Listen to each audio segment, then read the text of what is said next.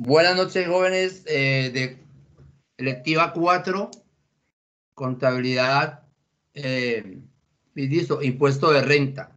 Entramos a la sesión tercera, en la cual vamos a mirar el tema del impuesto de renta.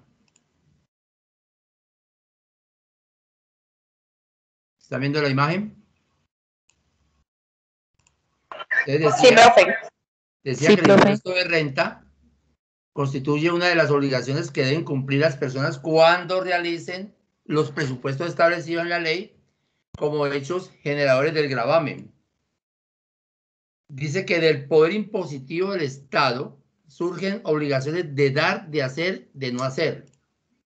Y empezamos a mirar los sujetos pasivos, que son los contribuyentes o responsables directos del pago del tributo, los sujetos respecto de quienes se realiza el hecho generador de la obligación sustancial. Para ello necesitamos saber qué es renta.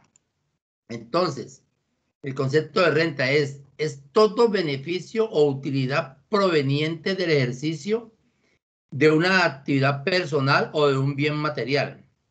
La renta para el sujeto a quien se atribuye debe ser algo real, percibido, capaz de aumentar su haber de modo efectivo. Eso lo dice el Honorable Consejo de Estado. Entonces, cuando hablamos de impuesto de renta, quiere decir es el impuesto que van a pagar las personas por su renta, o sea, por su utilidad en el año. Escúcheme, su utilidad en el año.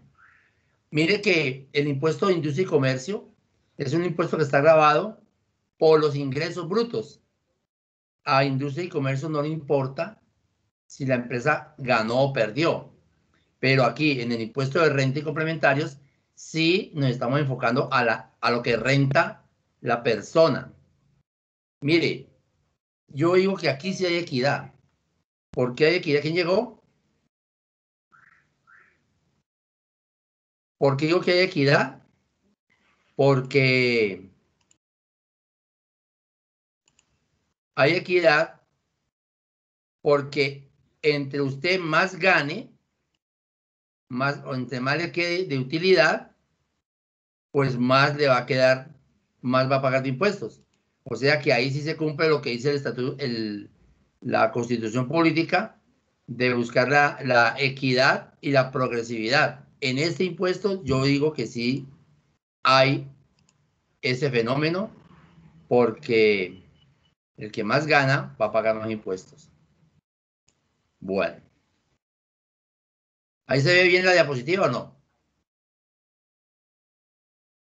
Sí, profe. Sí, profe. Sí, porque es que cuando entra alguien, me toca salirme, sacarme, entonces aquí yo, si se ve bien, aquí lo hacemos. Entonces quedó claro el concepto de renta, ¿no? Entonces uno paga por esa renta ese impuesto. Se dice pues que por cada peso que se gana un colombiano, 33 centavos son del Estado. Eso es como la conclusión. Por cada peso que yo me gane, 33 pesos son del Estado. Entonces, aquí lo que interesa saber qué es el concepto de renta, lo que me queda de utilidad en el año.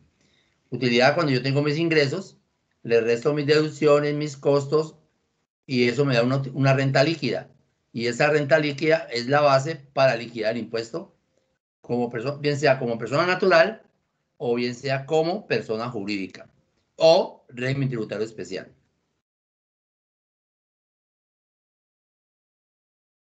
Entonces vamos a clasificar los sujetos pasivos. Entonces tenemos sujetos pasivos según el hecho generador, potencial y real. Potencial somos todos. Todos en potencia seremos, ¿qué le pasa? Jenny Murillo tiene problemas con el internet.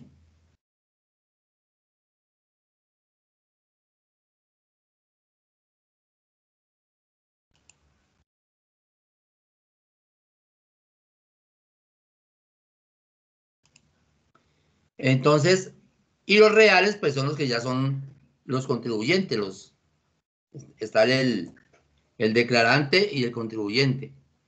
Entonces, por el hecho generador, en potencial somos todos. Y reales los que sí tocan los topes y les toca hacer su declaración de renta. Según su naturaleza. Según su naturaleza.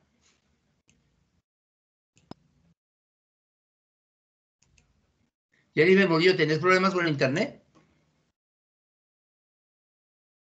Hola, profe, sí, tengo como problemas. Sí, porque te saca y te vuelve a entrar y te saca. Bueno, entonces, según profe, su pues los naturaleza. estoy escuchando. Perdón, profe, los estoy escuchando, pero no estoy viendo dispositivos. Entonces voy a dejarlo así para que usted pueda continuar, porque si no, no avanzamos. No, tranquila, me toca. Según su naturaleza, entonces, ahí están las personas naturales, que son individuos de la especie humana. Yo le agrego, capaz de ejercer derechos y obligaciones. Es decir, usted con su cédula ya es una persona natural, porque usted ya con su cédula puede ejercer sus derechos y sus obligaciones, un derecho al voto, por ejemplo.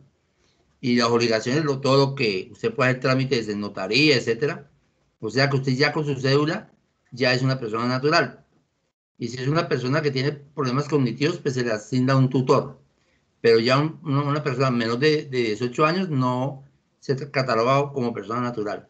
Entonces, según su naturaleza, están las personas naturales, las cuales son personas naturales y sucesiones ilíquidas, asignaciones y donaciones modales. Esa está en el artículo 7 y 11 del Estatuto Tributario. O sea, yo con mi cédula y miro si llego o cumplo con las condiciones para declarar renta. Y las personas jurídicas son sociedades limitadas y asimiladas, artículo 13 y 18 del Estatuto Tributario, y sociedades anónimas y asimiladas, artículo 14, 16, 17, 20, 21 del Estatuto Tributario. Acuérdense, la persona jurídica es una figura, valga la redundancia, es una figura en la cual con un número de NID se identifica un grupo de personas. Y ese grupo de personas están representados por un representante legal. Pero resulta que acontece que están las famosas EU, empresas unipersonales, que hoy día pues ya casi no hay, y ya porque las SAS también tienen ese privilegio de usted hacer una SAS siendo usted solo. SAS. Entonces, las EU se las toma el Estatuto Tributario como una sociedad limitada. Y la SAS de uno solo, pues es una SAS, pero es una sociedad. ¿Qué diferencia hay? Que usted como SAS, como persona jurídica, pues va a rentar o va a pagar impuestos sobre el 33% de lo que le da renta. 33%. Y si es una ESAL, entidad sin ánimo de lucro, pero que clasifica para de régimen tributario especial, el 20% de los excedentes.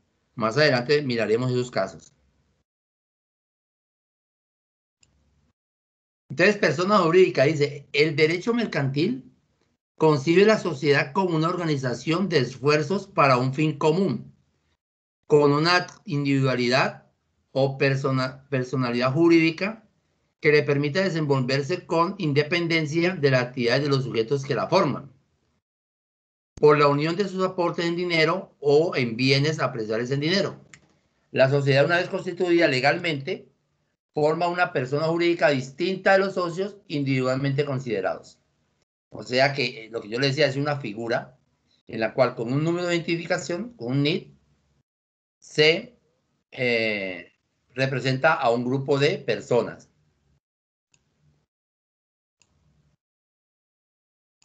A un grupo de personas.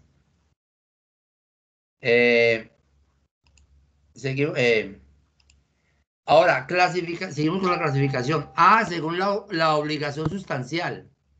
Contribuyentes, no contribuyentes, y si yo quiero saber cuáles son los no contribuyentes, pues está en el artículo 18, 18 raya 1, 22, 23, 23 raya 1, 23 raya 2 del Estatuto Tributario. Según su nacionalidad, nacionales extranjeros. según la residencia, residentes, artículo 10 del Estatuto Tributario, y los no residentes. Según el régimen de tributación, el general, o sea, todas las personas, cuando yo hablo de todas las personas, sería el régimen ordinario, y el especial, que son los del régimen tributario especial, más que todo para las ESAL, entidades sin ánimo de lucro, artículo 19, artículo 358 al 384 del Estatuto Tributario, que más adelante prepararé una clase sobre ese régimen especial. ¿Qué pasaba anteriormente, antes del 2017?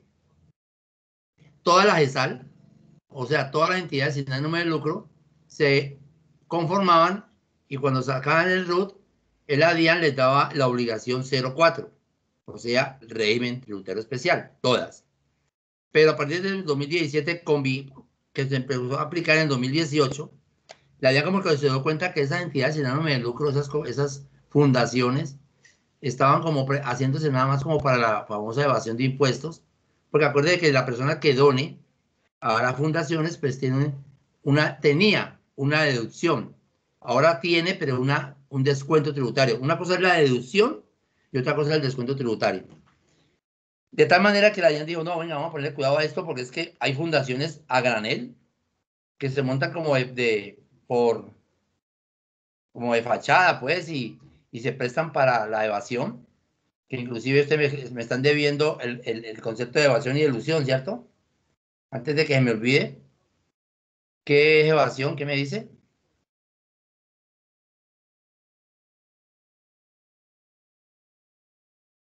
¿Nadie? Yo, profe. Dígame. ¿Quién va a hablar? Déjale. Bueno, dice que la evasión tributaria es el uso de medios ilegales para reducir el pago de impuestos que le corresponde pagar a algún contribuyente. Ajá. En teoría. O sea, la manera de uno evitar, disfrazar o maquillar, como se dice en algunas películas o novelas, estos informes y no tener que pagar el impuesto. Evitar pagar el impuesto que sí debe pagar.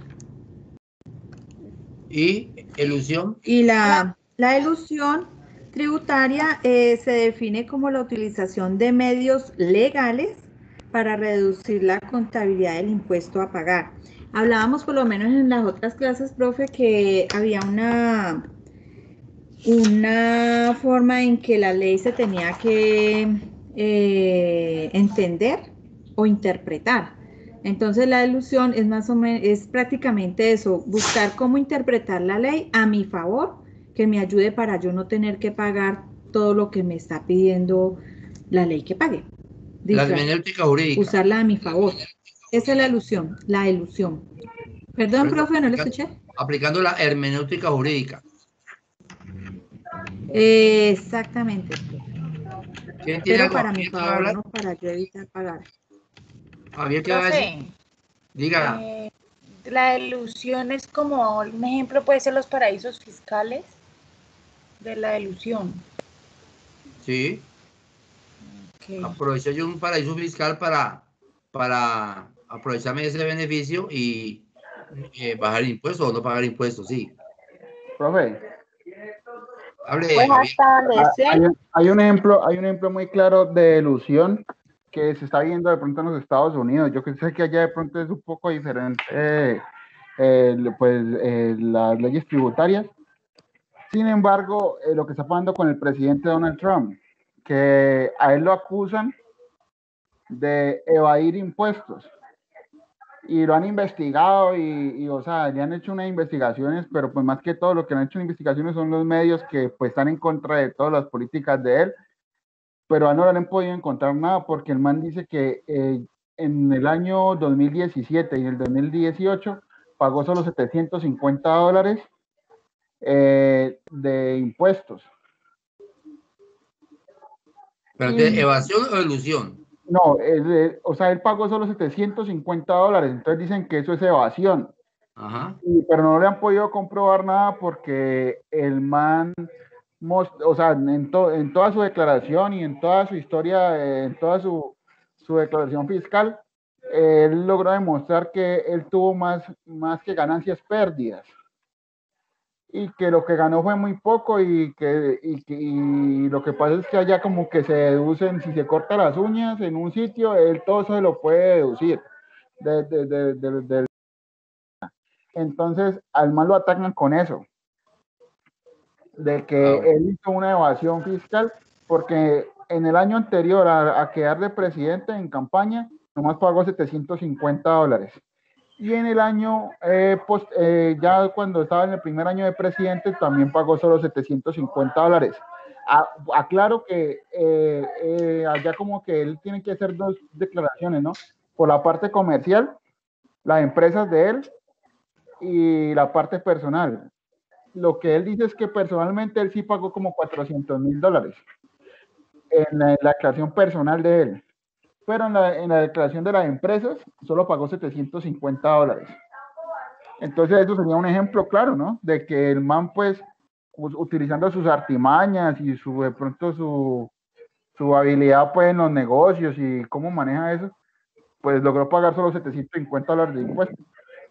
No, hay que mirar si Profe, pero evadió o ahí hizo de elusión. pronto no sería como ilusión, porque, o sea, él está pagando su impuesto, pero está como utilizando los medios legales. Pero eso es lo que no se sabe. Pero, Eso o es sea, Evasión sería como una especie de fraude, ¿no? O sea, algo completamente ilícito. Y a él los elusión es medios, cuando yo utilizo la norma a mi favor y trato de esconder algo. eso fue lo que lo que él hizo pasa, fue- vea, lo que pasa, pues tiene un peso jurídico, pero no deja de ser también algo no ilegal, no, porque está la norma, y por ahí yo coloqué una frase de que cuando la ley no es clara, no le es dado al intérprete aplicarla. Pero la ilusión de tal forma, cuando la ilusión lo hago adrede, pues de pronto sí, de cierta forma, es una especie de evasión, la vaina que no es penalizable porque se está aprovechando una norma. En cambio, la evasión es porque estaba diciendo, por ejemplo, yo me gasté 1.000 millones en costos, y resulta que fueron apenas 100 millones. Y estoy sumándole gastos y costos a una actividad para bajar impuestos. Es una evasión si no está soportada. O, por ejemplo, la nómina. Yo para poderme descontar la nómina, sí, contablemente yo la estoy pagando, pero si no le pago a esa nómina seguridad social, fiscalmente yo no lo puedo deducir. Pero si lo deduzco, ahí estoy haciendo una evasión, porque no estoy pagando la seguridad social, que es la condición que dice para yo poder hacer eso como un descuento, como una deducción, ¿sí? ¿Me entienden? Pero esa Bueno, lo que ilusión pasó puede con las terminar siendo ayudas evasión. ahora, disculpe. Pidan la mano con la mano y yo le doy la palabra. Cojan la manito y la alzan y yo le doy la mano. Como no hablen cámaras. Bueno, entonces Isabel Aguirre y después Natalia Álvarez y después Javier. Bueno, profe, por lo menos, o sea, en lo que yo investigué decía que había una manera en que como las normas no son claras, hay algunas que son legales y otras pues son razones que son razonables. Y dice que se refiere a una omisión lícita. Eso es en lo que hablábamos con la interpretación de las normas. Y para poner un ejemplo, lo que ha pasado por lo menos con las ayudas en medio de este virus de pandemia y todo esto, y en muchas poblaciones culpaban a los alcaldes pasando unas facturas de compra de estos mercados que eran, pues, cubrían lo que se les había dado a ellos, pero que cuando empezaron a hacer la comparación de por qué los precios se habían elevado tanto y pasaron unas facturas cuando el valor era otro muy diferente y mucho más bajo. Eso sería una ¿qué? No, eso ya es una especulación. Porque ahí sí ya, eso ya es diferente, porque es que cuando hablamos de evasión estamos hablando de impuestos, pero si ya hablamos de que el valor, hay un valor y ya claramente por otro, ahí ya están es una especulación, un prevaricato, ya es otro delito. Ah, listo, profe, gracias. Dale, Natalia. No, profe, pues que yo pienso que esa ilusión en últimas termina siendo una evasión, porque es que las personas tratando de interpretar la norma a su favor, terminas haciendo cosas ilícitas o pues que no están muy correctas. Entonces, en últimas termina siendo una evasión. O sea, toca mirarlo mucho para decir, no, voy a jugar con la norma y lo voy a acomodar de esta forma y así no estoy cometiendo algo que no debe ser. Acuérdate que en el artículo 95 de la Constitución Política dice que es un deber moral de los ciudadanos contribuir al gasto del Estado. Ahí donde viene la parte moral. Si yo aprovecho esa o hago esa ilusión, valiéndome de ciertas figuras que me van a favorecer, pero que al final no sería justo, pero pues si está allí y no es un delito, entonces hay que mirar eso bien. Dale, Javier. Va de la mano, Natalia. Profe, por ejemplo, lo que usted dice es cierto. Eso llama la interpretación de la norma, la hermenéutica. Porque muchas veces se aprovechan de que, por ejemplo, dice, como ciudadano, usted debe hacer tal cosa, ¿sí o no? Y de pronto se aprovechan de que en algún pedazo dice, pero no debe, o sea, que no está el pero, no está, y entonces aprovechan y dicen, es que ahí no dice que, ahí dice que uno debe, yo lo estoy haciendo, pero también estoy haciendo otra cosa que ahí no está hablando de eso. Entonces se aprovechan de la hermenéutica para, pues, sacar provecho, digámoslo así. O de los vacíos, más bien, de los Exacto, vacíos. los vacíos legales. Ajá. Entonces, por ejemplo, volviendo al caso de lo de los Estados Unidos, de lo que, o sea, el New York Times sacó un artículo muy detallado donde habla de cómo, de qué forma el man hizo la evasión, ¿sí o no? Ajá. Pero como usted dijo, él tiene todo soportado. O sea, eso es una jugada, pues, o sea, súper bien hecha. Yo me escuché el otro día un podcast de un mexicano que trabaja en un banco en Estados Unidos y en un periódico económico, y el man hablaba de todo lo que hizo y dice, no, es que a él no lo pueden acusar de nada porque él todo lo hizo dentro de la ley.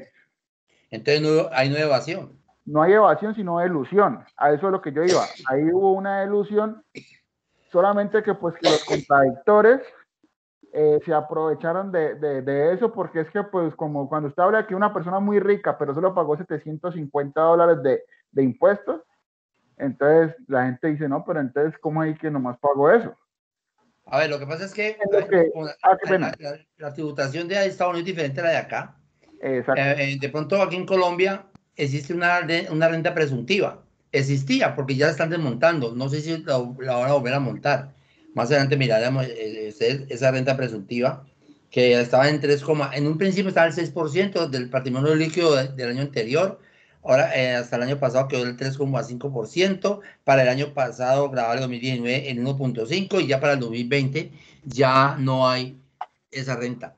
Era en esos casos donde había muchas propiedades y esas propiedades se presumen de que deben de rentar. Entonces sacamos esa renta presuntiva desde muchos años. Ahora que la están desmontando con estas nuevas reformas, ahora no sé qué irá a pasar con la plata que ha sacado el gobierno si vuelven y la colocan. Pero ojo, sí, a ver, no quiere decir que porque yo pague poquito hice ilusión. No, si es lo legal, si yo, ilusión de pronto es sí se aprovecha de la norma, el vacío de la norma para meter el bajonazo, está bien, pero no, sí, pero hay que mirar, o sea, eso es algo particular que hay que mirar a ver por qué lo hizo, cómo llegó, no. Pero si yo hago mis gastos que son reales, la nómina que es muy grande y pago seguridad social a la nómina, hago dentro de mi planeación tributaria, tengo crédito hipotecario. Entonces, si me da a pagar poquito, no quiere decir que hice ilusión, ¿no? Fue lo legal. Exacto. Profe, ahí es donde yo le tenía la duda mía. Por ejemplo, o sea, en lo que yo leí el análisis que hace el mexicano ese que le cuento, el man habla de que ese man tiene muchas propiedades por fuera del país. Y resulta que él ha pagado impuestos en la India, en Singapur, bueno, en muchos lados donde tiene propiedad, hasta aquí en Colombia. Tiene propiedades. Entonces el man como que se aprovechó de eso. No sé de qué forma, porque pues no conozco cómo es la ley. Pero entonces me imagino que hay una CAM, eso. Hay unos convenios, porque es que para evitarse la doble tributación, si yo tengo propiedad en otro país y pago impuesto o genero renta en otro país y pago ese impuesto y está dentro de la CAM, entonces yo acá en Colombia, ese impuesto que pagué en España, por ejemplo, me lo descuento del que voy a pagar acá. Entonces ahí donde hay mira, bueno, ¿cómo va a pagar allá en España y pagar acá también? Porque es que dentro del formulario que hay en Colombia también piden ingresos del exterior. Y si usted tiene ingresos del exterior que allá pagó impuestos, pues ese impuesto que paga aquí viene y se lo descuenta del de acá. ¿Sí me entiende? O sea que, por eso le digo, si está bajo la norma, bajo la ley, listo, le dio. Si ya se miró por los vacíos de la norma a hacer la ilusión, pues hay que mirar hasta qué tanto esa ilusión no se convierte en evasión. ¿De acuerdo? Sí, el man en la defensa que él arma cuando le hablan de eso, de pronto en los debates y en las entrevistas que le han hecho, es que en las empresas de él pagaron eso, porque las empresas como el grupo empresarial Trump, digámoslo así, pero que Hola, él profe. como persona, Ya te vi. él como persona pagó $400,000 de impuestos en cada año. Entonces él dice que él sí pagó impuestos, que las empresas de él no pagaron impuestos porque todas estaban en déficit, digámoslo así, que tenían muchas pérdidas. Entonces Sí, que con puede ser. eso es lo que él dice. Está bien. ¿Qué dice Andrea Herrera?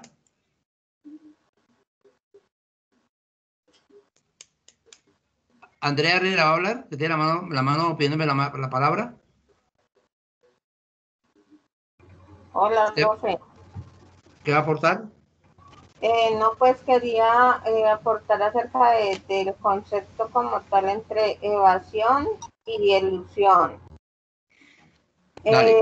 Dice que la evasión de impuestos consiste en eliminar o reducir los pagos destinados a impuestos por medio de la omisión de ingresos reales dentro de la declaración de impuestos o por la inclusión de gastos que no corresponden a la actividad económica o el objeto social de la compañía.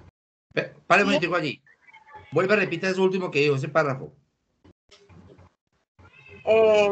La evasión de impuestos consiste en eliminar o reducir los pagos destinados a impuestos por medio de la omisión de los ingresos reales dentro de la declaración de impuestos o por la inclusión de gastos que no corresponden a la actividad económica u objeto social de la compañía. Ahí le explico. Yo evado cuando omito ingresos. Es decir, si yo sé que me entraron 1.000 millones y yo pongo en mi declaración que entraron fue 800 millones. Ahí ya estoy evadiendo por omitir ingresos. Y la otra es, pongo los ingresos bien, pero me pongo gastos que no tienen que ver nada con la actividad económica de la empresa. Eso se llama principio de causalidad. Escúchelo. Causalidad.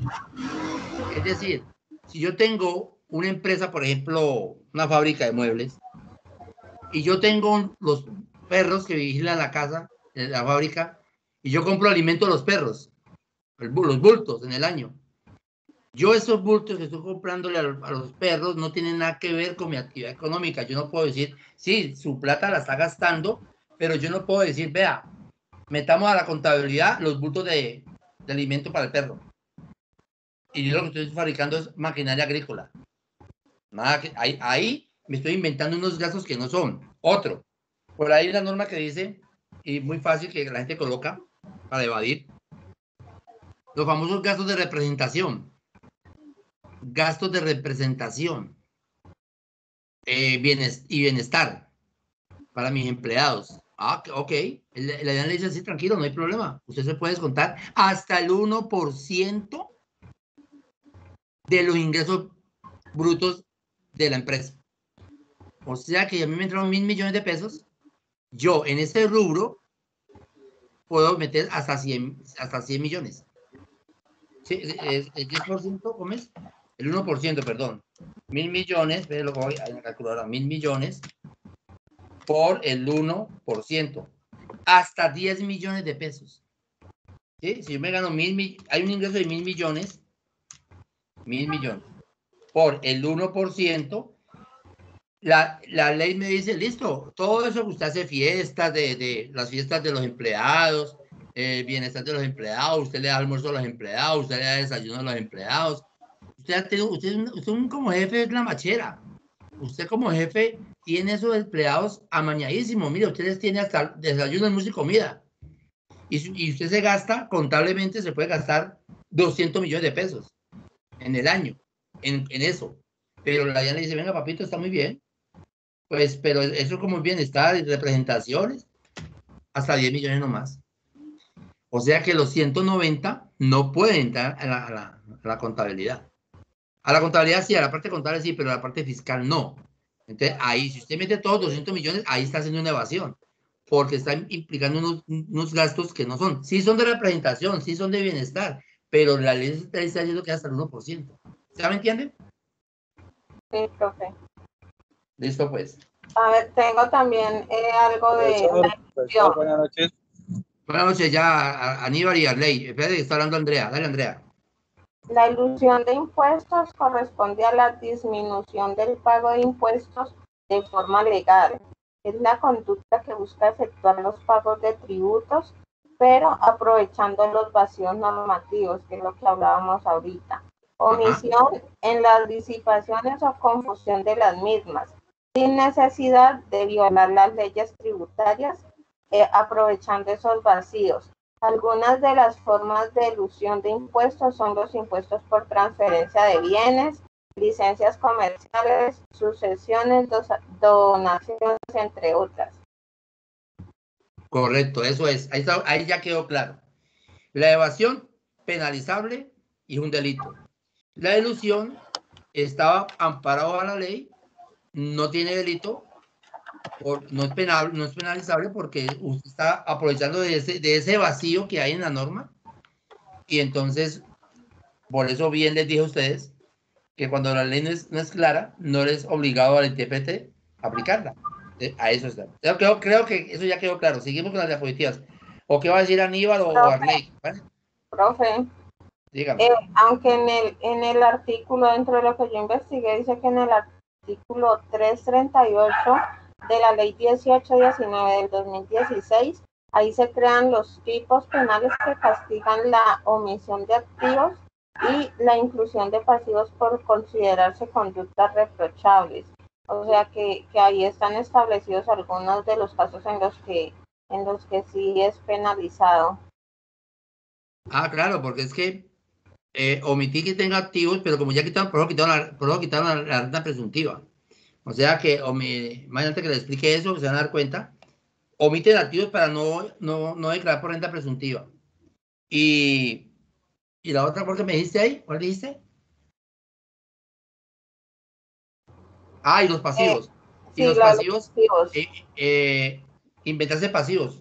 Porque cuando usted mete pasivos, quiere decir, a ver, para que me entienda, si yo en el año A tengo un patrimonio de 50 millones y mi ingreso en ese año fueron de 20 millones, mi renta líquida de 20 millones, ¿cómo en el año B voy a aparecer con 300 millones de pesos?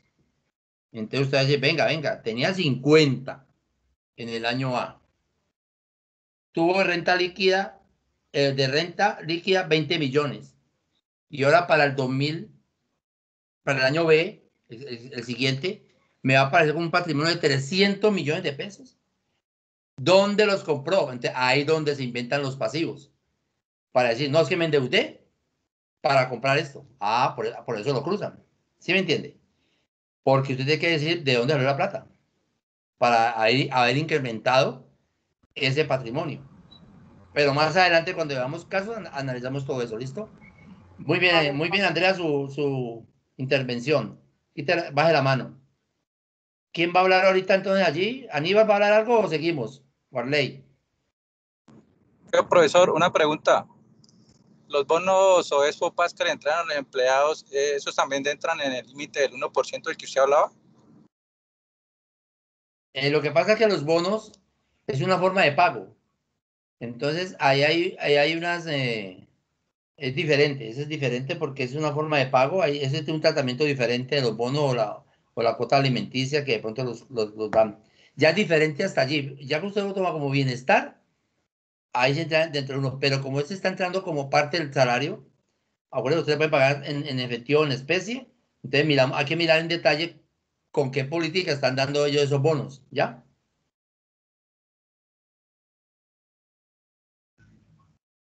¿Listo? Sí, señor, ya. Arley. Bueno, sigamos entonces porque nos quedamos aquí. Esto tiene mucha tela de ancho y de largo. Bueno. Según el régimen de tributación, bueno, ya les decía según el grado de responsabilidad en el pago, directos e indirectos. Directo, el impuesto de renta es directo porque recae sobre el contribuyente. El indirecto, ¿cuál sería? El IVA, porque el IVA se va y compra, pero que va y consigna el IVA es un tercero. ¿Sí o no? Bueno. Entonces ahora veamos qué son contribuyentes. Los contribuyentes. Sociedades nacionales, rentas nacionales y extranjeras. Sociedades extranjeras, rentas nacionales. Empresas industriales y comerciales del Estado. Cajas de compensación familiar, fondos de empleados y entidades gremiales. Por sus actividades industriales y comerciales y financieras.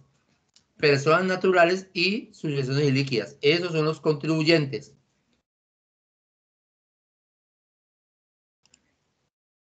Otras entidades contribuyentes son contribuyentes del impuesto sobre la renta y complementarios, el FOGAFIN y el FOGACOP, los ingresos y egresos de las entidades correspondientes a la administración de cuentas fiduciarias no serán considerados renta, al igual que los recursos transferidos por la nación destinados a sanear la banca pública. El patrimonio resultante de las transferencias de las cuentas fiduciarias no será considerado en la determinación del patrimonio del FOGAFIN y el FOGACOP. Y aquí nos encontramos con un régimen tributario especial que más adelante lo vamos a profundizar. Dice, pertenecen a este régimen, escuche, corporaciones, fundaciones y asociaciones sin ánimo de lucro cuyo objeto social y recursos se destinen a la salud. Entonces, ahí es donde vienen las actividades meritorias. La salud, educación formal, cultura, deporte, ecología, investigación científica y tecnología. Protección científica y tecnología. Tecnológica, perdón. Protección ambiental o a programas de desarrollo social. Cuando las mismas sean de interés general y siempre y cuando sus excedentes se reinviertan en la actividad de su objeto social. Excedente, mire que cuando hablamos del régimen tributario especial, no estamos hablando de utilidades, estamos hablando de excedentes. Las personas jurídicas sin ánimo de lucro que capten y colocan recursos financieros vigiladas por la superintendencia bancaria. Las cooperativas, sus asociaciones, uniones, ligas centrales, organismos de grado superior de carácter financiero, las asociaciones mutualistas, instituciones auxiliares de cooperativismo, confederaciones cooperativas previstas en la legislación cooperativa, vigilados por alguna superintendencia u organismos de control.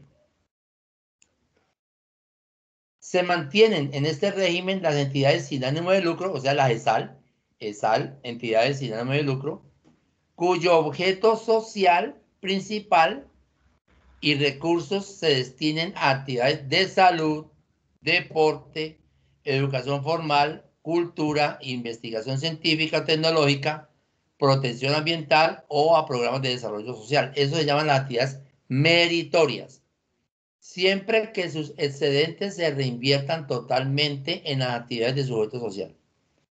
Digamos, se hace la contabilidad común y corriente, estos son los ingresos, ellos reciben muchas donaciones, estas son las donaciones que recibieron, los gastos que se hicieron, gastos administrativos de pronto, y quedó un excedente, digamos, de 200 millones. Esos 200 millones hay que colocarlo como renta exenta para decir, bajo un acta, de que esos 200 millones se van a reinvertir en la misma fundación o en la misma ESAL. ¿En qué? Pues a mejorar el servicio. Mire que son actividades meritorias, actividades que tienen que ver, que son de interés nacional. La salud, el deporte, la educación formal, la cultura, la investigación científica tecnológica. Eso contribuye a un bienestar general. Entonces, esos excedentes, si no, escúcheme, si no los va a reinvertir, entonces le va a tocar pagar sobre el 20%. Por eso se llama régimen tributario especial. Pero va a perder, después, al otro año, va a perder seguir perteneciendo a este régimen y pasaría al régimen ordinario porque viola. Entonces dice, dicha actividad debe ser de interés general, lo que le decía aquí. Entonces mira lo que dice aquí. Si se efectúan reinversiones parciales, la entidad pierde el derecho de ser considerada como entidad de este régimen. Se mantiene el tratamiento de contribuyentes de este régimen a personas jurídicas sin ánimo de lucro, vigilada por las financieras que capten y coloquen recursos financieros, igualmente a justos mutuos de inversión, asociaciones gremiales para actividades industriales y mercadeo y para las cooperativas. Entonces, si yo los excedentes no los reinvierto en la empresa, entonces pierdo el derecho a pertenecer a ese régimen. Usted, ¿qué hay que hacer en el cajón de renta? Usted lo coloca en renta exenta y queda cero, no paga impuestos. Pero en un acta del consejo de la entidad, usted lo que tiene que hacer allí es redactar el acta para que quede constancia de que en qué se va a reinvertir ese excedente. Y aquí vuelve y repite, si se incumple esta norma, la entidad dejará de pertenecer al régimen tributario especial y será grabada al 33%, o sea, al régimen ordinario, siendo sometida a liquidar la renta presuntiva. Bueno, ese era otro beneficio que tiene las régimen tributario especial, que no pagan sobre renta presuntiva. Pero como la renta presuntiva ya se está eliminando, entonces les decía que hasta 3 años atrás, la renta presuntiva era el 6%, 4 años atrás, después quedó el 3.5%.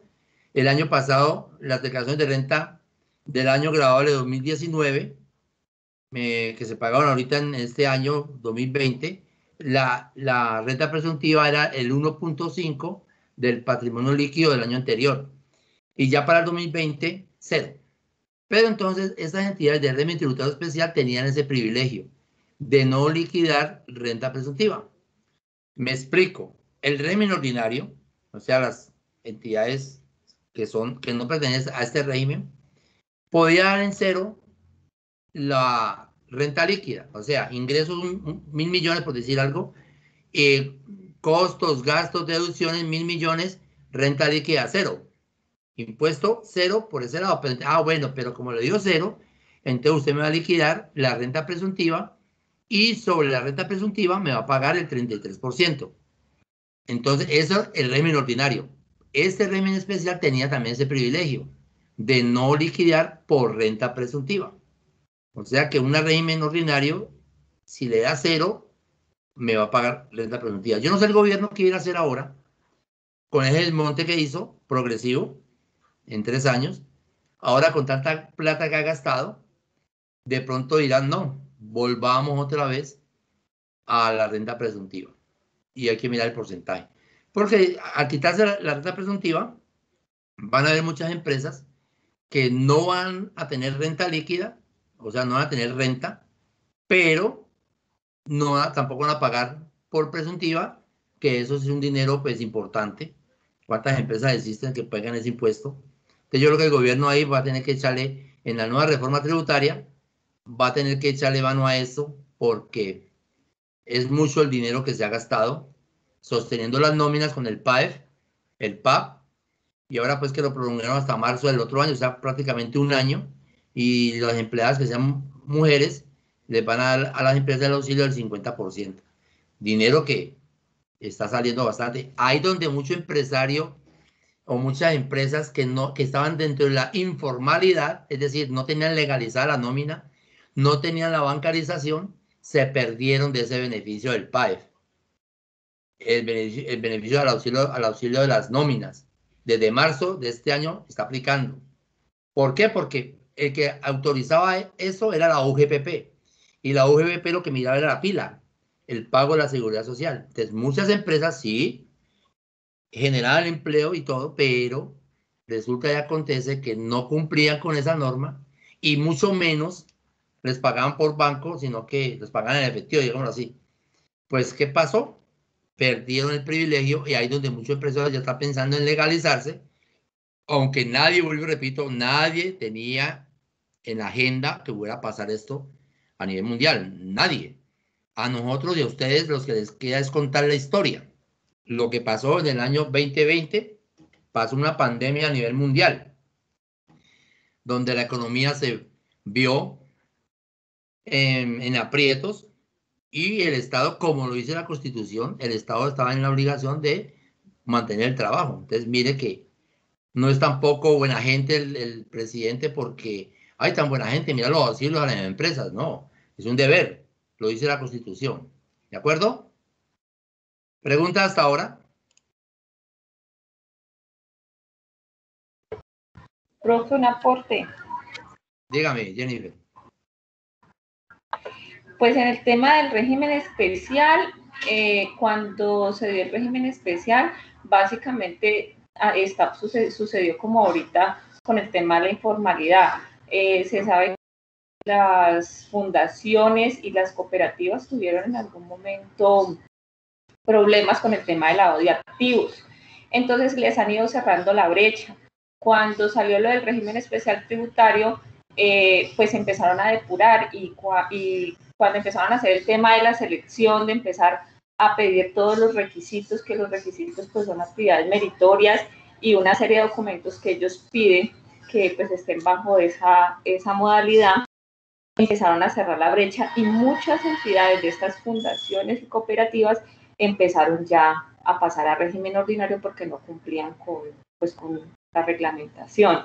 Eso es algo como abierto porque cuando uno hace el requisito para pertenecer al régimen especial, usted debe de tener en la página web, tiene que tener abierto todo su contabilidad y tiene que tener también a disponibilidad pues los estatutos tributarios y las actas donde en las asambleas, en el caso de las cooperativas y fundaciones, en las actas diga cómo usted va a distribuir ese excedente. Como experiencia tenemos una fundación, se llama Fundación para la Educación Cooperativa FECOP. Entonces, ¿qué se hacía? Cogían los excedentes, compraban útiles escolares y se los entregaban a niños de las veredas. Pero como se ha ido cerrando la brecha, ahorita el gobierno nacional dijo, sí, eso está muy bien y era aprobado por secretaría y todo, pero ya ahora no se puede hacer eso. Ahora, si usted va a reinvertir ese excedente en educación, tiene que ser directamente con el ICETES. Entonces, ya ese dinero pasa directamente al ICETES. Entonces, ellos han ido cerrando esa brecha como para que no vaya a haber ningún tema de que se distorsionen los dineros. Eso por el lado de lo del régimen especial. Y yo tenía pendiente con una compañerita de nosotros, cuando hablamos de los beneficios del gobierno, ella manifestó que ellos no habían podido abrir la cuenta del banco. Entonces, averigüé, entonces dicen que la CTA se conforma por 100 personas, que todas las personas son asociadas a esa cooperativa, a esa CTA, que digamos 5 son de administrativa y 95 tendrían que estar laborando. Eso, por ejemplo, en el caso de las maquilas. Pero en el caso de nuestra compañera, ella decía que era un motel. Entonces, ¿qué me manifestaron? Me dijeron que de pronto lo que estaba haciendo la CTA era proveerle al motel la mano de obra, la labor misional con las personas, y la CTA se estaba haciendo pues cargo de toda la carga prestacional, que eso era ilegal, pero que eso se hacía, pero que el banco en ningún momento tiene como, pues el banco en ningún momento verifica esa situación. Que lo que puede estar sucediendo, y también lo averigué con una persona del banco, es que de pronto tenga alguna reseña, que aparezca con algún vínculo en alguna de las listas de riesgo.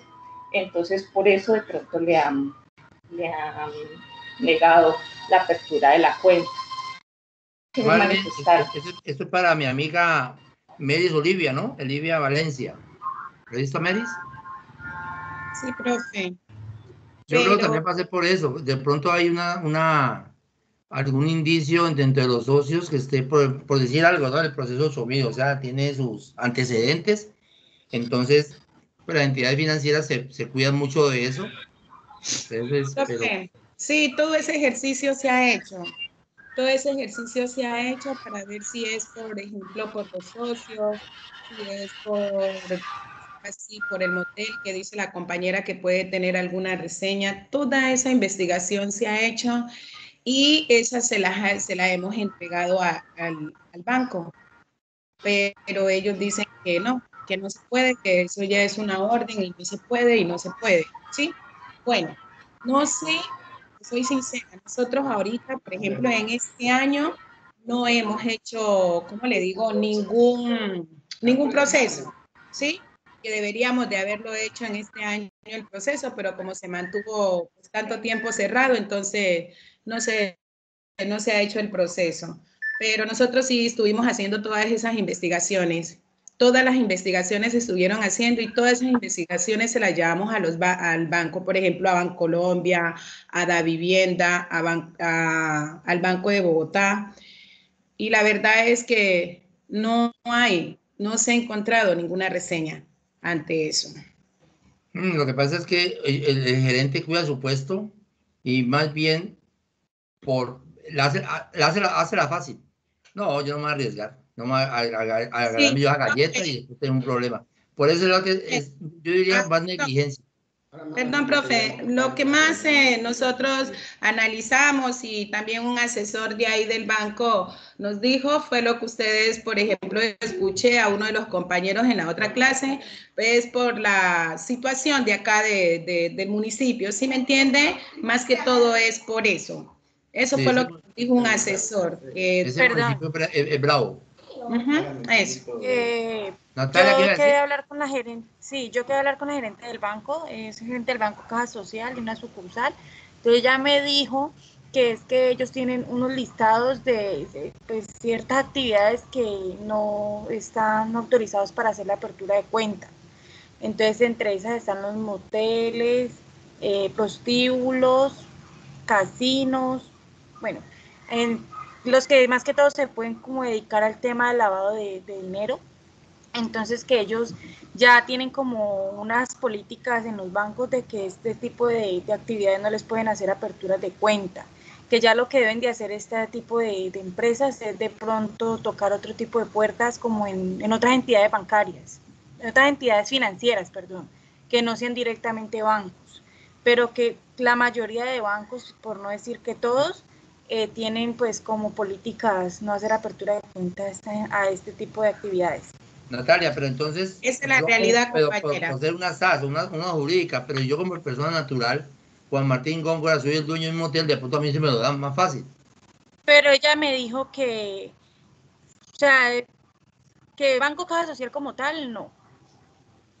Dependiendo de la política de cada banco. O sea, ya son políticas y que son respetables y que nadie se las puede, y me dijo ella, yo le dije, bueno, pero es que en ese tipo de casos está vulnerando como los derechos que tiene la entidad, ¿no? Porque pues ellos, es contradictorio porque se supone que todos tienen que ser bancarizados. Me dijo, sí, es cierto, pero pues son políticas que crea el banco y eso al banco no se lo pueden vulnerar tampoco. Claro. Bueno, ahí quedó ya. Sí, eso puede ser contradictorio ahí. Porque, por ejemplo, aquí en Cali, el dueño de Condorito, el dueño de Condoricosas y de varios moteles que él tiene aquí en Cali, ese tipo también tiene un poco de cuentas bancarias. Mi hermana le lleva la contabilidad. Pero como persona natural, no como sociedad. Claro, es no, de hecho, hay algunos que crean otra, pues una razón social como algo diferente y lo hacen por ese medio, no exactamente por la actividad del motel, sino por otro tipo de actividad y otro tipo de empresa, que lo hacen de esa forma. Pero como motel como tal y como empresa es muy difícil, me dijo ella. Ah, bueno. Listo, pues. Muy bien, ya quedó ya la tarea hecha, Meris. Listo, entonces, continuamos. Régimen tributario especial, los pagos o abonos efectuados a corporación. Ya vimos este. Efectos. Estas entidades estarán exentas del impuesto sobre la renta y complementarios si el 20% si el 20% del remanente tomado de los fondos de educación y solidaridad a que se refiere el artículo 54 de la ley 79 del 88 se invierte de manera autónoma y bajo el control de los organismos de supervisión correspondientes en programas de educación formal aprobados por el Ministerio de Educación Nacional o por el Ministerio de Salud.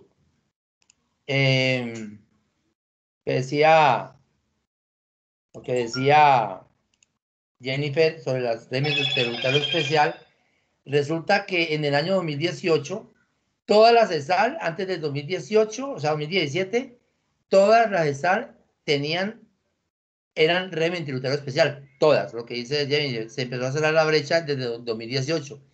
En el 2018 las empresas tenían que hacer una documentación para la permanencia, o sea, de las que ya estaban creadas, que todas eran régimen tributario, entidades sin ánimo de lucro, y por ser ESAL, automáticamente eran régimen tributario especial.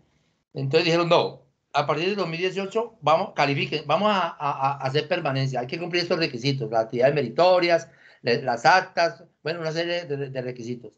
Y tener una página web y toda esa documentación va a la página web y hay que esperar la gente del público, la gente, los terceros, qué comentarios hacían sobre eso, listo. Entonces, 2018 se llenaron los documentos para permanecer. Los que en octubre de ese mismo año no cumplieron con los requisitos, automáticamente quedaron como ordinarios. Y de aquí en lo sucesivo, los que sí pasaron, cada año hacen la actualización hasta el marzo. Este año se prolongó hasta junio por la pandemia.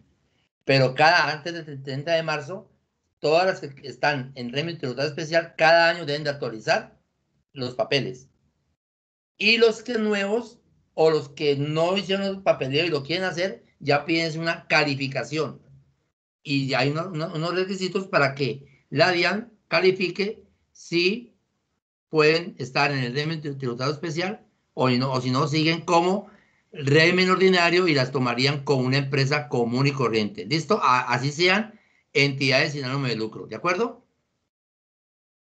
Sociedad extranjera.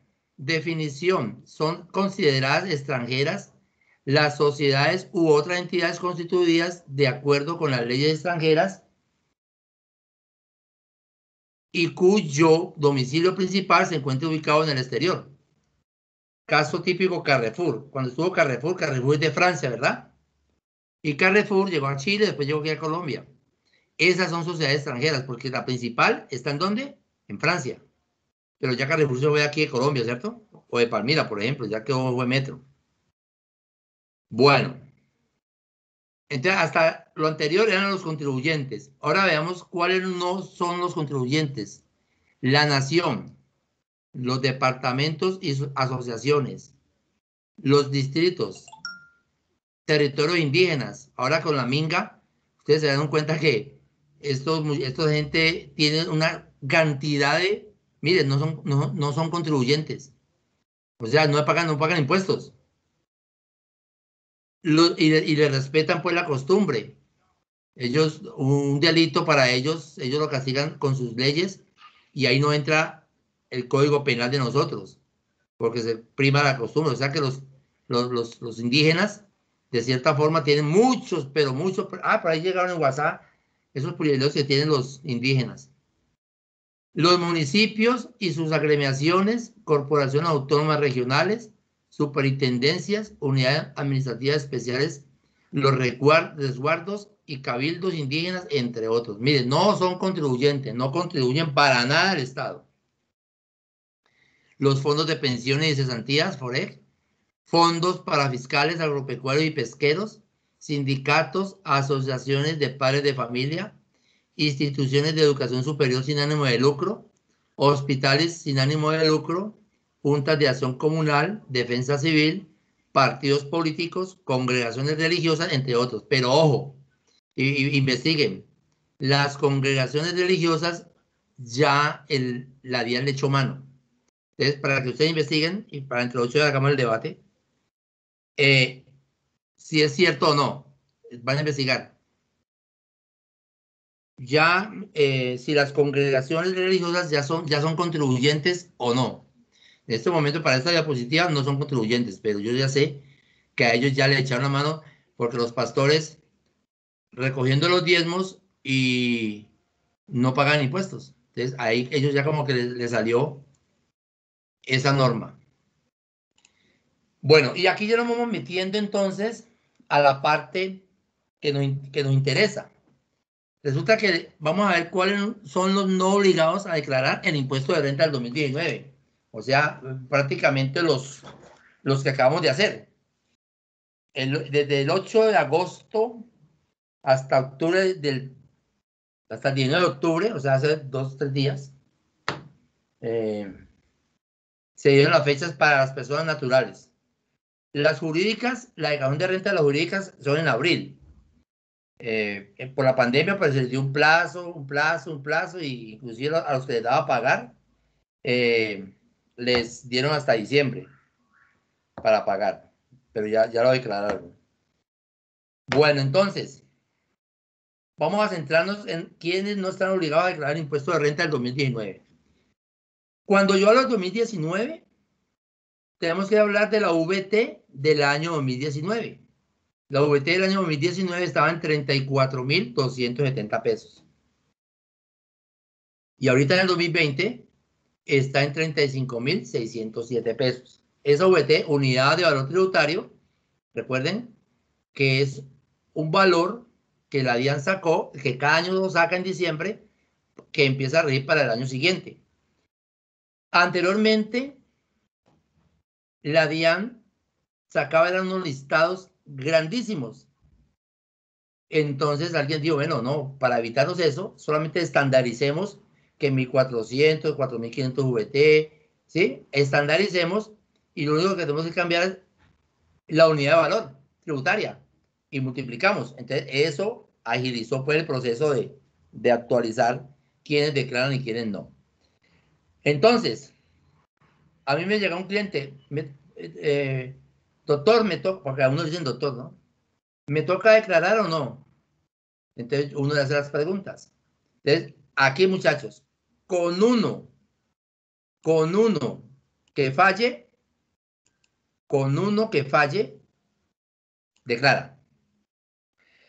Debe cumplir con la totalidad de estas condiciones. Dice, ¿quiénes al 31 de diciembre?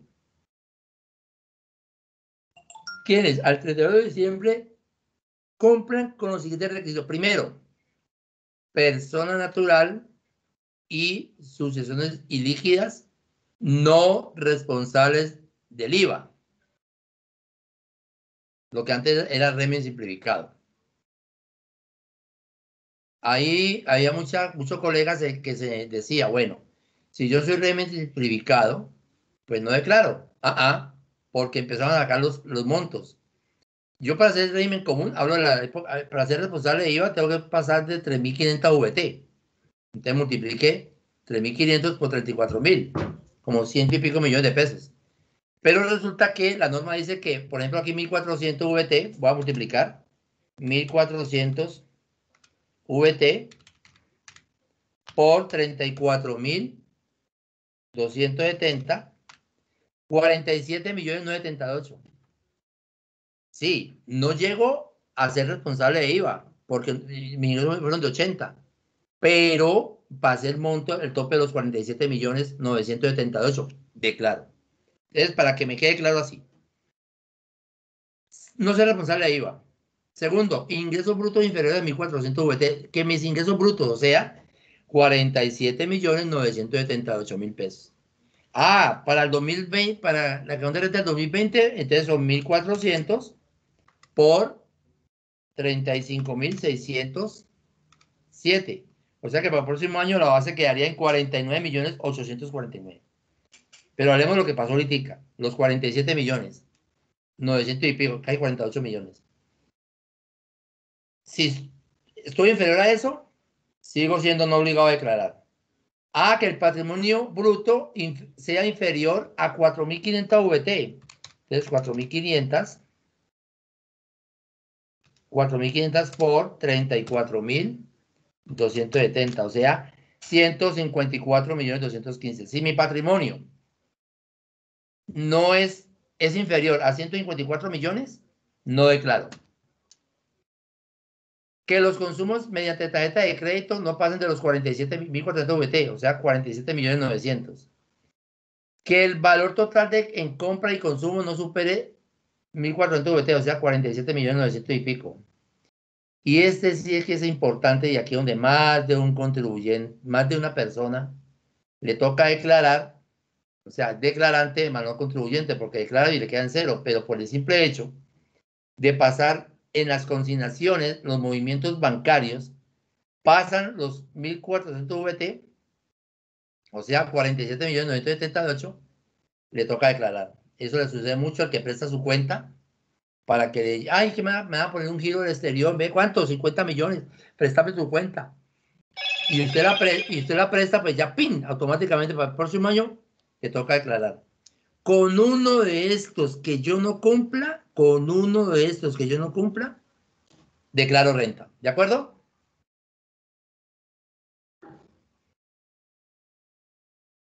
¿De acuerdo o no? Sí, profe. Sí, profe. Sí, profe. Bueno, entonces, Sí, profe. pasamos. Y dice que en caso de ser asalariado, además de las anteriores condiciones para no ser declarante, deberá también cumplir con que sus ingresos que provengan por lo menos en un 80% del pago originados en una relación laboral legal y reglamentaria. Que si soy asalariado, esos ingresos míos de los salarios superan el 80% sea de salarios, pero igual cumple el tope de los 47.972.000. Aquí es donde está el cerco, digámoslo así, de los mayores declarantes. Le va a dar cero, pero los pueden declarar. ¿Quién es el beneficiario? El beneficiario, el contador. Por ahora. Porque es que a futuro lo que se busca es que la DIAN, como ya está la información exógena, los medios magnéticos, la DIAN quiere a futuro es que a ustedes llegue la declaración de renta debajo de la puerta. Porque es que prácticamente a la DIAN ya todo se le está llegando, todo se le está dando. Entonces, sería ese pedacito de que a futuro eso va a llegar a la... ¿Va a llegar a qué? Como un recibo de energía. Bueno, como un recibo de energía. Yo lo veo muy utópico. Porque la verdad, cuando uno hace una declaración de renta,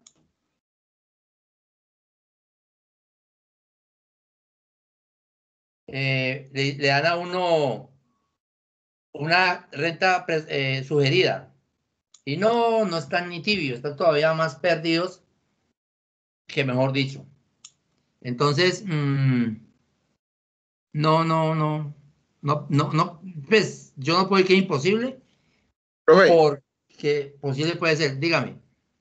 tengo una pregunta. Por ejemplo, si yo soy persona natural, trabajo para una empresa y, por ejemplo, pues mi sueldo, yo tengo un básico, pero un básico pequeño, más que todo es como lo que le pagan un rodamiento y todo, pero en comisiones, las comisiones sí me llegan altas. Entonces, por ejemplo, si tengo comisiones mensuales de 10, de 12 millones de pesos, o sea, a mí me tocaría declarar renta porque por eso me lo consignan. Sí, señor. ¿Y ya la hizo? No estoy hablando de mi caso, estoy hablando del caso de una persona que conozco que ella me preguntó, igual ella le tocaría ya entonces para el próximo año. No.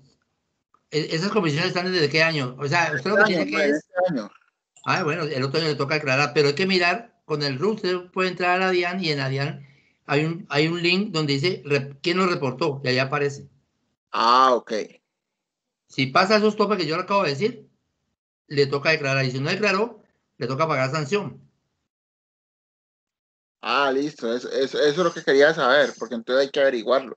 Hay que Sí, ya de tener el root, con ese root, entra a la DIAN, busca el link donde dice información exógena, mete el año 2019 y ahí le sale todo el reporte.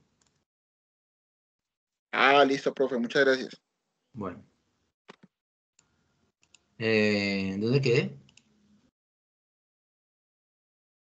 Bueno, dice, cuando no haya inscripción en el RUT, es una sentencia 657, existiendo la obligación de hacerlo dentro de los plazos señalados en la ley, vamos a ver cuándo le pueden cerrar a usted el negocio. Cuando no haya inscripción en el RUT, cuando usted tenga un negocio y no tiene RUT, existiendo la obligación de hacerlo. Cuando el no responsable de IVA, ante régimen simplificado, no exhiba en lugar visible al público el documento que haga constar que su inscripción en el RUT.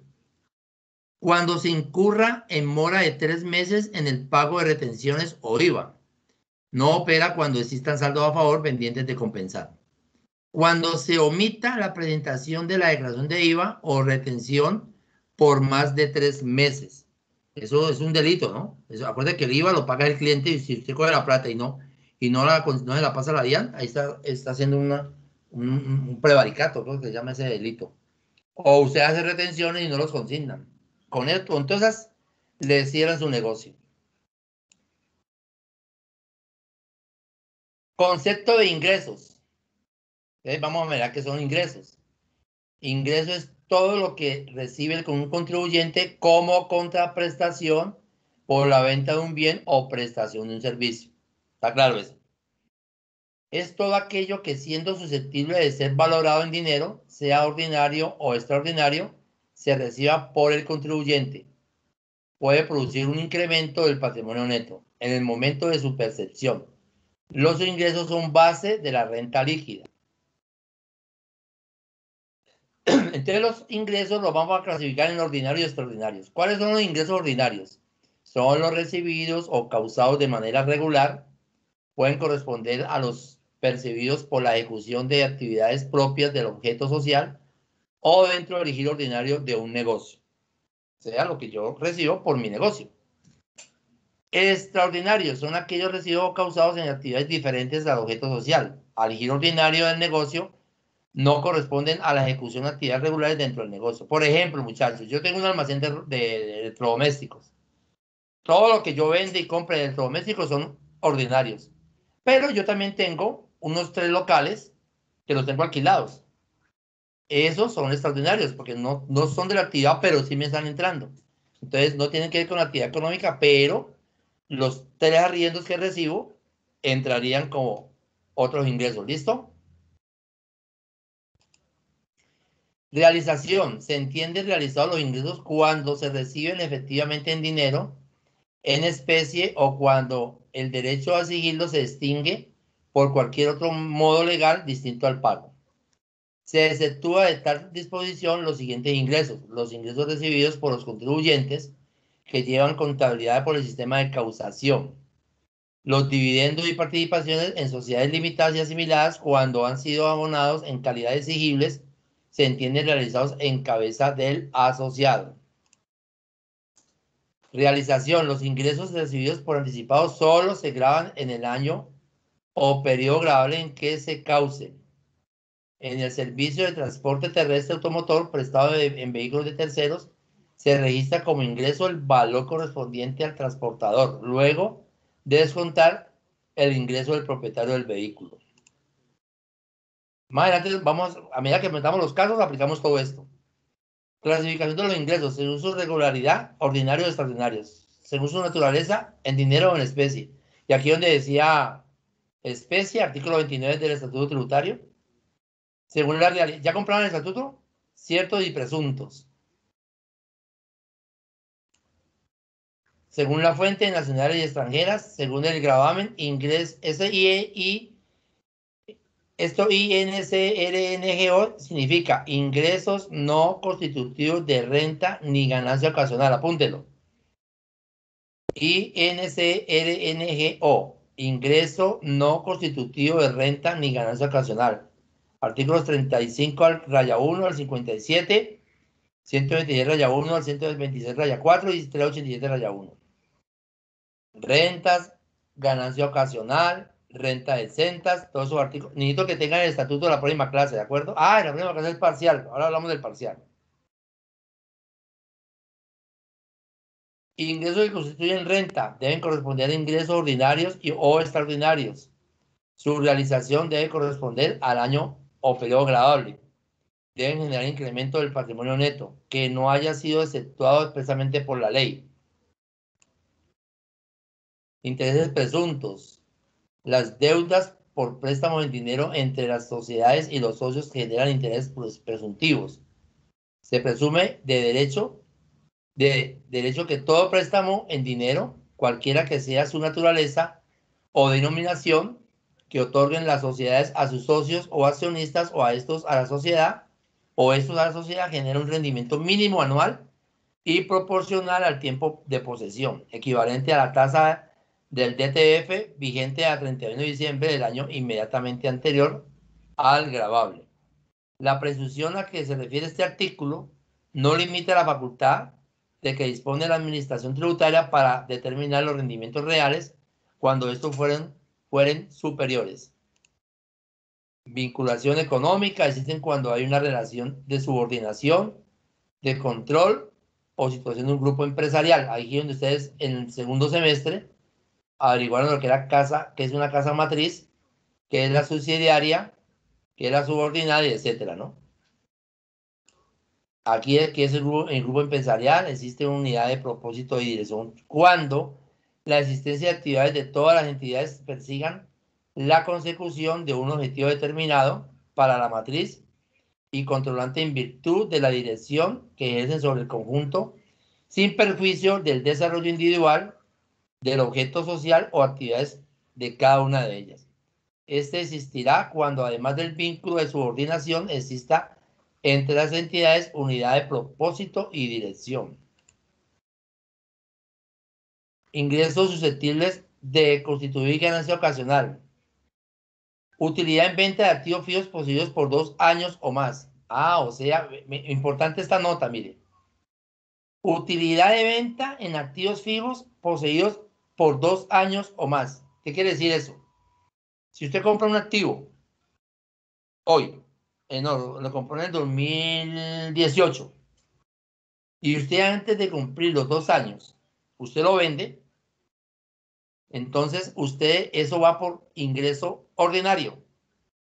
Y el costo, pues sería, usted lo tiene en libros en valor de 100 millones y lo vendió en 110 millones. Entonces, venta 110, ingreso ordinario, costos procedentes 100, utilidad 10. Bueno, va por ahí. Pero si usted pasa los 2 años y vende usted ese activo, la diferencia entre el libro y en lo que usted lo vendió le va a generar una ganancia ocasional y va a pagar el 10% de eso. Eso, para que tenga en cuenta ese tips. ¿Ya? Eso sucede mucho cuando que la ley te permite a vos para que hagas depreciaciones. Entonces, en la depreciación, su valor del activo va disminuyendo en libros. Pero usted llega el momento de venderlo, entonces la diferencia, la ley dice, bueno, papito, yo a usted le permití, dentro de la contabilidad, deducir la depreciación, mermar ingresos, mermar renta, porque lo metió como gasto. Pero ahorita que ya vendió, entonces hágame el favor, y la diferencia que tenga en libros con lo que vendió ahorita, me va a pagar el 10% de ganancia ocasional. Por eso muchas empresas prefieren chatarrizar, ¿no? Bueno. Utilidad en liquidación de sociedades, herencias, legados, donaciones, loterías, rifas y apuestas similares. Usted se murió su papá y él le dejó una herencia. Eso va a entrar como una ganancia ocasional. Usted gana la lotería del Valle. Pues, amiguito, cuando gane la lotería del Valle, 5.000 millones de pesos, le van a retener el 20% de ganancia ocasional. O sea, 1.000 millones. Recibe 4. Ingresos no constitutivos de renta ni ganancia ocasional reúne todos los requisitos para ser grabados, pero por disposición expresa de la ley no se somete al gravamen. Obedece a circunstancias especiales en que se reciben o se busca fomentar o desarrollar algún sector económico. Hay que ir allá a los artículos donde está esos ingresos. son susceptibles de producir enriquecimiento, por tal razón deben informarse en la declaración privada para justificar el incremento patrimonial, lo que yo les decía. Bueno, fue que me gané una lotería. Ok. Pero estamos en los no constitutivos. Por ejemplo, las pensiones están exentas, pero se refleja que usted recibió una plata y por eso se aumentó el patrimonio. Más o menos ese es la conclusión. Bueno, prima de colocación de acciones. ¿Cuáles son los ingresos que no constituyen renta ni ganancia ocasional? Prima en colocación de acciones, utilidad en la enajenación de acciones. Enajenación significa vender. Distribución de utilidades en cuotas, en acciones o cuotas, capitalizaciones de revalorización del patrimonio, componente inflacionario de rendimientos financieros, utilidad en la venta de casa o apartamento de habitación, indemnizaciones por seguro de daño, utilidad de ajuste por inflación, distribución de utilidades no grabadas por liquidación de sociedades, indemnizaciones por destrucción o renovación de cultivos, las gananciales, donaciones a partidos, movimientos y campañas políticas, participaciones y dividendos, aportes estatales sobre tasas para financiar sistemas de transporte masivo pasajeros, aporte a fondos de pensiones y pago de pensiones, aporte del empleador a fondos de cesantías, reversión de provisiones cuando se han tratado como gastos no deducibles de impuestos, votos mutuos de inversión, personas jurídicas constituidas mientras actas, bueno. Y aquí hay un límite. Creo que lleguemos hasta ahí ya a las 8:42. Dejamos en la diapositiva 51. Para que me acuerden. Quedamos en la diapositiva 51.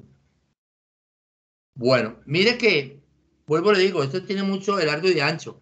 Yo más adelante, cuando ya empezamos, yo creo que para dentro de 8 vamos a hacer el parcial. Y después del parcial ya empezamos a tener, o sea, entre 8 a las 7 nos conectamos, yo los saludo, llamo a lista y les juego el parcial y tienen hasta la medianoche para hacerlo. ¿Qué va a preguntar? De lo que hemos visto hasta ahora. Yo creo que esta diapositiva ahorita se las voy a dejar entonces para que tengan las diapositivas de derecho tributario y estas diapositivas, ¿de acuerdo? Hasta las 51. Hasta las 50, porque quedamos a las 51, hasta las 50. Profe, nos la envía al grupo de WhatsApp, por favor. ¿Y en la plataforma? ¿Usted no está en la plataforma? Sí, pero a mí nunca esa me no han está en la agregado. plataforma. Yo tampoco estoy agregada al grupo de WhatsApp. Vea, ahí está. ¿Quién era la administradora para que le dé el número y nada aprovechen? Profe, pero se Profe, tienen yo los creo que números de nosotros todos. tú vas ahí a la plataforma porque por lo menos hay varios que no estamos en el grupo de WhatsApp. Bueno, ¿quién es la administradora del grupo? Profe, yo, Jennifer Osorio. Déjame, por favor, denle el número a Jennifer para que Jennifer los agregue. Por favor. Empiece.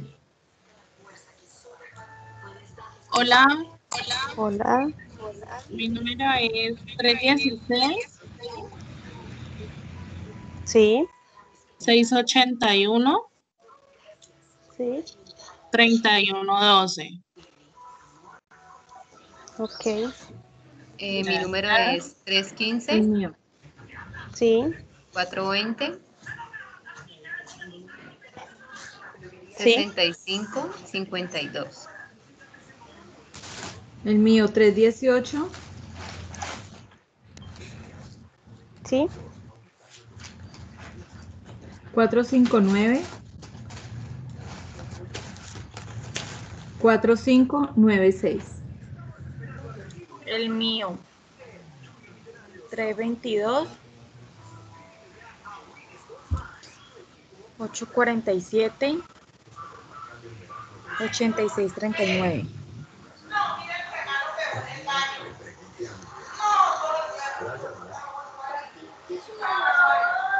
¿Alguien más? En el chat hay una compañera, Alexandra Bermúdez, que dejó el número.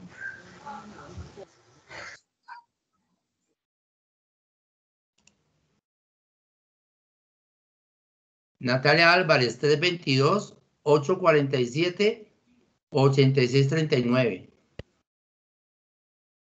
Y Alessandra Bermúdez, 316-681-3112.